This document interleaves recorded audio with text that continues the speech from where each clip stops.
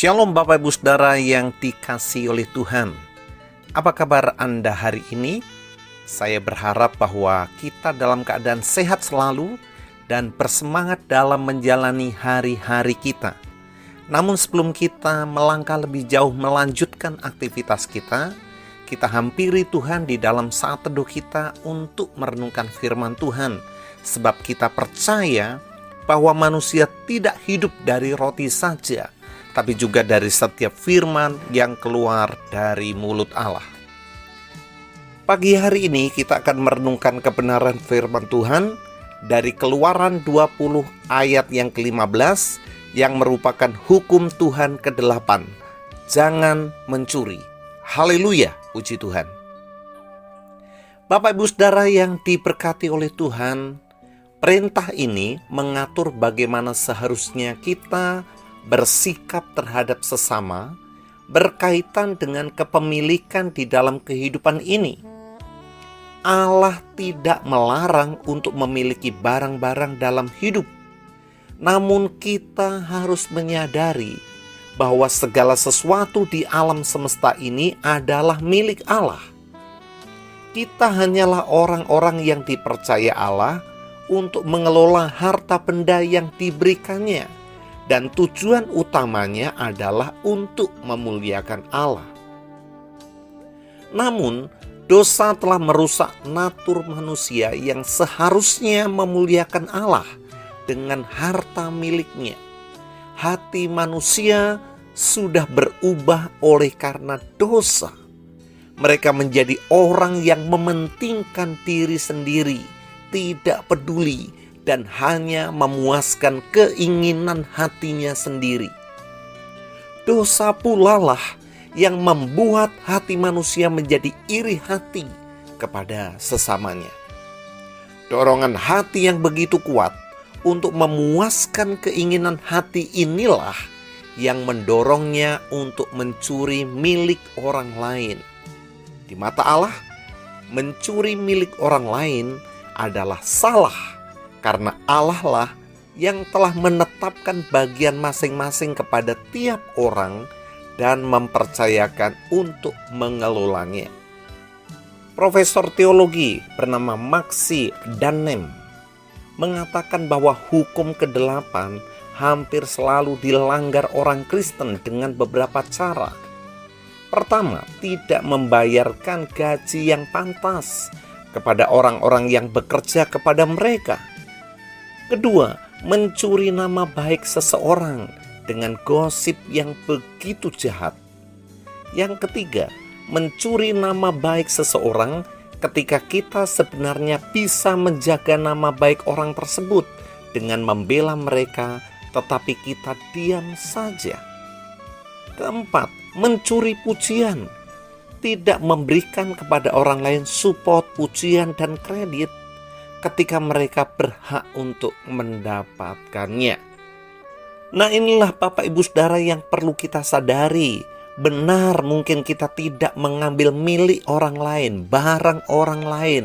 Tetapi apa yang dikatakan oleh profesor teologi ini menyadarkan kita bahwa seringkali dalam bentuk yang berbeda kita mencuri apa yang seharusnya menjadi hak dari orang lain. Seorang lain bernama Pink Arthur, dia berkata bahwa judi dalam segala bentuk apapun adalah merupakan tindakan mencuri karena mendapatkan uang tetapi tidak bekerja. Dia berkata ada 3 cara orang mendapatkan uang. Pertama bekerja, kedua diberikan oleh orang lain, ketiga mencuri. Berarti ketika seseorang tidak bekerja atau tidak diberi, maka itu termasuk pencurian. Nah, mengapa mencuri itu dilarang oleh Tuhan? Ada beberapa alasan. Yang pertama, mencuri itu berdosa kepada Tuhan. Kita mengkhianati Tuhan karena tidak percaya kepada providensi Tuhan, kepada pemeliharaan Tuhan.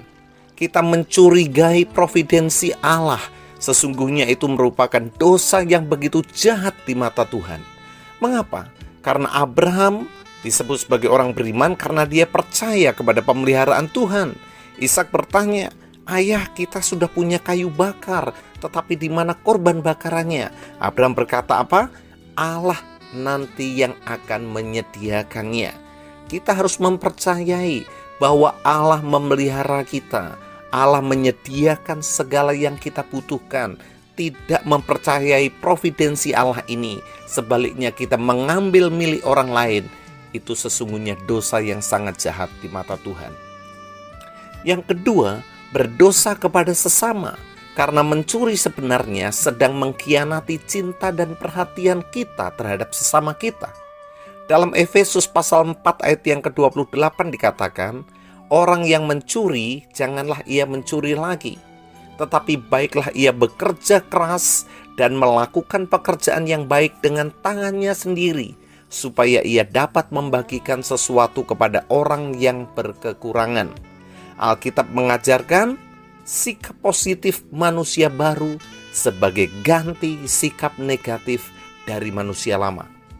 Jangan mencuri lagi, tetapi bekerja keras, bekerja rajin, supaya kamu diberkati dan akhirnya dapat memberkati orang lain. Luar biasa. Jadi Bapak Ibu Saudara yang dikasihi oleh Tuhan, kiranya Tuhan menolong kita hari ini untuk tidak mencuri dalam bentuk apapun, tetapi bekerja keras, bekerja rajin, sehingga kita dapat menikmati providensi Allah, pemeliharaan Tuhan, dan akhirnya kita pun dapat menjadi berkat bagi orang lain. Kita berdoa. Bapa kami yang ada dalam kerajaan surga, kami bersyukur karena Tuhan begitu baik kepada kami. Engkau memelihara kami, Engkau mencukupkan segala kebutuhan kami. Tolong kami untuk menaruh perhatian dan belajar mempercayai Tuhan dalam segala keadaan, sehingga kami tidak ada pikiran untuk mengambil milik orang lain, untuk mengambil hak orang lain. Roh Kudus, jaga hati kami supaya terus tertuju hanya kepada Tuhan semata-mata. Terima kasih kalau ada di antara kami yang bergumul untuk mencari pekerjaan, Tuhan memberikan pekerjaan yang terbaik supaya kami dapat bekerja dengan giat, bekerja dengan rajin, memperoleh berkat Tuhan, kami dapat membagi kepada orang lain. Terima kasih Tuhan Yesus, kalau ada yang sakit hari ini, Tuhan Kau jamah, Tuhan sembuhkan, Tuhan pulihkan oleh kuasa bilur-Mu. Terima kasih, kami siap untuk menjalani aktivitas hari ini di dalam berkat Tuhan Yesus Kristus. Kami berdoa bersyukur. Haleluya. Amin. Selamat pagi Bapak Ibu Saudara. Selamat beraktivitas. Tuhan Yesus